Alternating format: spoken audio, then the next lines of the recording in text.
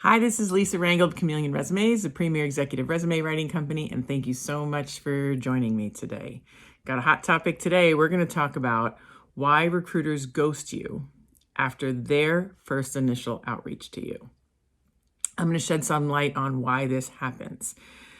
Now, I know this really enrages people because it's one thing if a job candidate, or an applicant applies to a job and doesn't hear back, or if an applicant reaches out to a recruiter cold on LinkedIn and they don't hear back, right? That's one thing.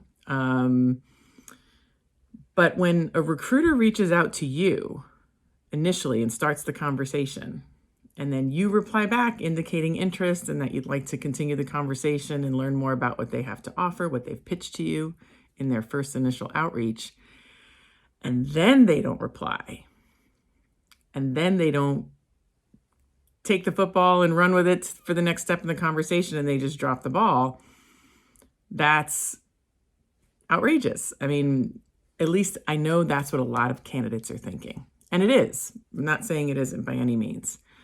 But the mistake I think a lot of candidates are making is that they're assuming there is a person behind this first initial outreach. Now, I'm not saying that sometimes there isn't, and a person isn't dropping the ball. But what I think is happening more and more, and I want to shed some light on this, it's not necessarily a person doing that first initial outreach. It's automation. And I want to explain to you why this is happening and how it's happening. So again, this isn't going to make it okay, but at least if you can understand what's happening behind the scenes, it will seem less personal and it helps you manage your mindset as you go through the job search, which is already very difficult to navigate under regular terms, right? So now that we have automation involved, I want you to just be aware. So this way you can keep your mindset leveled and know when to know that this is a personal engagement, some hints to give you that you can know it's a personal engagement versus outreach. So what's happening is, earlier years of recruiting, a recruiter would have a list of, say, 100 seemingly qualified candidates based on research that were, and a candidate list was put together. What they would do prior to automation is reach out to each one of those separately, each one of those 100 candidates, and they would get responses back.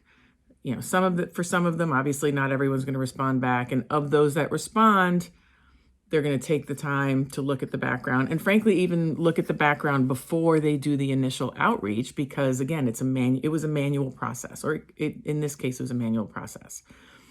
So when you have that list of 100 and someone looks up the person, looks at their background on LinkedIn, and then decides to do the outreach, there's an inherent qualification that's happened. There's an inherent filtering that's happened. And the outreach, when it's done manually, is most likely only going out to the candidates that the recruiter would want to speak to if they were interested. What's happening now in this age of automation is someone's running a LinkedIn search, maybe using LinkedIn Recruiter or another third-party tool, and they have determined a list of, I'm going to use the same number, 100 potential candidates, but it's based on usually keywords. They might have the title in their headline. They might have the title of what the open job is, and it's a target title that's applicable to the open job in their employment section, and maybe just some other, industry, region, other search parameters. And instead of then, so that now that identifies that 100 candidate or 100 potential applicant list, and instead of reaching out or looking them all up individually and then deciding to do an individual outreach, what's happening is those 100 names, profiles are going into a platform that will then send a similar message, if not the same message, to all of them, asking like, hey, I've seen your background. You look like somebody we might be interested in. I'd love to talk to you. Why don't you, indicate your interest, reply back to me here, and we can set up a call. So now they're sending out 100 of those blanketed messages out to those 100 candidates or potential candidates. And then based on who responds, right? So maybe let's just say 30 respond out of that 100, which would be a great number. Say 30 respond. Now the recruiter is looking at the respondent, their background, and determining if they want to have a chat. And if that determination is a yes, then they'll reply back. And if that determination is like, the search parameter was a little off, this person isn't really right, then they don't respond. And so that's what's happening nowadays.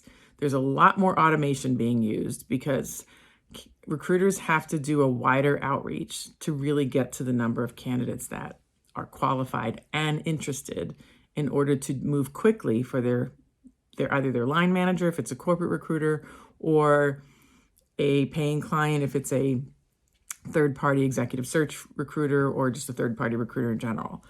So to move faster, to get through that initial 100 candidate slate, they're using automation to do so.